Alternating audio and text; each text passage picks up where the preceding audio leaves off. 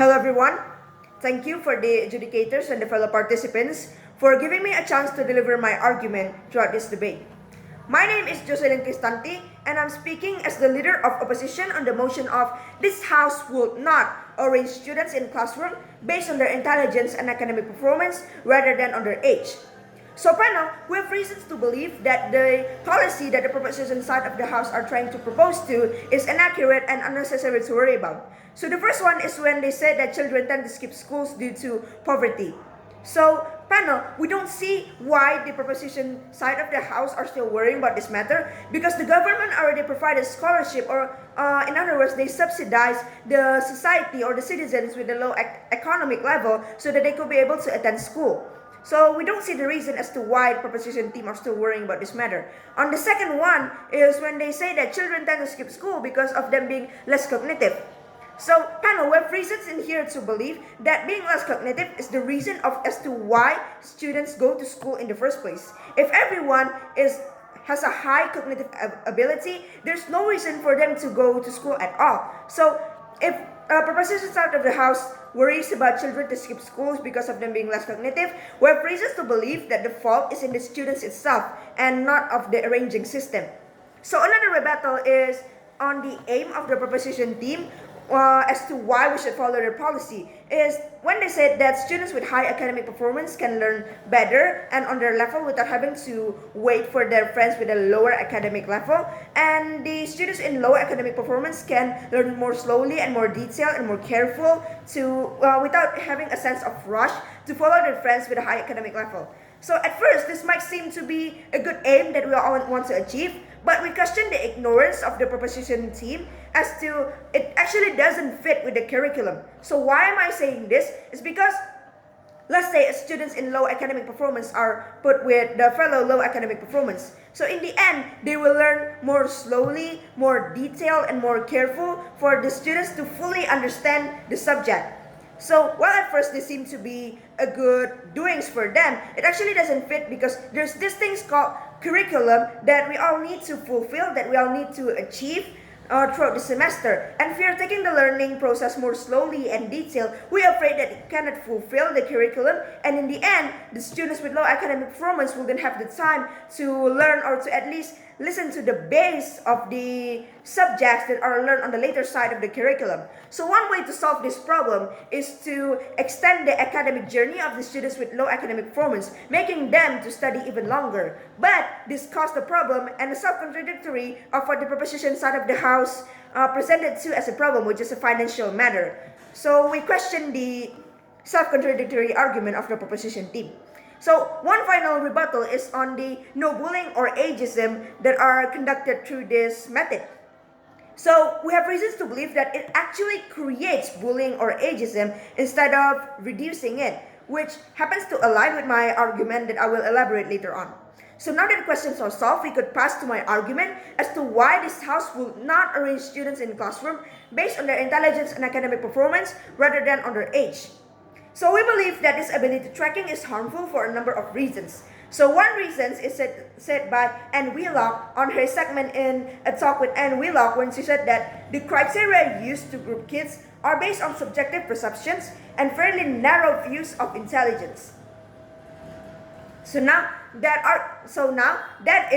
I will present three arguments that supports my debate today. So the first one is the block of opportunity. So you see there are many examples of people considered to be having a low academic performance turn out to outsmart everyone.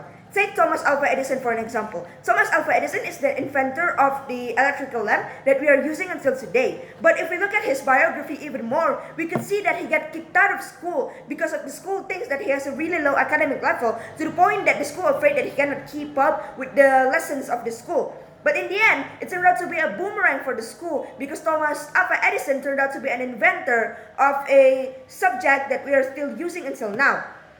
So we do get it that the method of kicking students because of how come they wouldn't be able to keep up with the lessons at school will then apply to our society today. But the moral that I'm trying to take out of this example is how low or high academic performance doesn't work hand in hand with the rates of being successful. So what does this have to do with our motion today? So the students with low academic level, because of their grouping and their learning method tend to be slower and more careful and more detailed. This could decrease the chance of them to have a development of their knowledge because they're taking every learning slowly, and this will lesser their chance of pulling the Thomas Alva Edison card, while the students with high academic performance will be privileged because they're taking everything faster.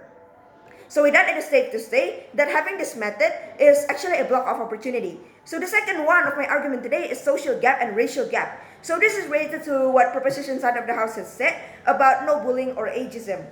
Well, why do we present this argument as a contradictory to what the proposition side of the house said? Because it gives an obvious label on who has a high academic performance and who is not. This aligns with another say of Anne Wheelock, again on her segment on a talk with Anne Wheelock, when she said that tracking leads students to take on labels, both in their own minds as well as the minds of their teachers, that are usually associated with the pace of learning, such as a slow or fast learners. So because of this, we end up confusing students' pace of learning with their capacity to learn. She also states that we associate students' placement with the type of learners they are, and therefore create different expectations for different groups of students. So in here, why does this connected to our motion of the debate today is because if we are defining students based on their low or high academic performance, we're giving an obvious label as to this student is smart and this student is not. So we have reasons to believe that this could create the social gap, because the low academic students will realize that, oh, I am the ones in the lower side. So it will give the state student a sense of intimidation, disinclined, belittled, and exposed to the probability of sensing a competition. So researchers have proved that the newer the generation are, the worse their mental statement became. So researchers have also proven that the students in our generation right now shows the same symptom as people with anxiety in the 90s. So what does this have to do with the motion?